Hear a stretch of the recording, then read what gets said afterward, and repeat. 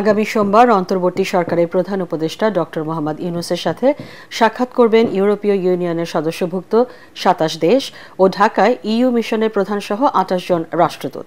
পররাষ্ট্র মন্ত্রণালয়ের মুখপাত্র মোহাম্মদ রফিকুল ইসলাম বলেন, প্রধান উপদেষ্টার সাথে ইইউ রাষ্ট্রদূতদের এটাই প্রথম সাক্ষাৎ। এর মধ্য দিয়ে বাংলাদেশ ও ইইউর সম্পর্ক আরও সুসংহত হবে বলে আশা করেন তিনি। পররাষ্ট্র মন্ত্রণালয়ে এক সংবাদ সম্মেলনে মুখপাত্র আরও বলেন, বৈঠকে দ্বিপক্ষীয় সম্পর্কের পর্যালোচনা, সহযোগিতা ও সম্ভাবনার ক্ষেত্র, এলডিসি উত্তরণ পরবর্তী জিএসপি প্লাস সুবিধা, জলবায়ু পরিবর্তনে সৃষ্ট সংকট মোকাবেলা এবং দ্রুত রোহিঙ্গা প্রত্যাবর্তন বাস্তবায়নে করণীয় সম্পর্কে আলোচনা হওয়ার সম্ভাবনা রয়েছে।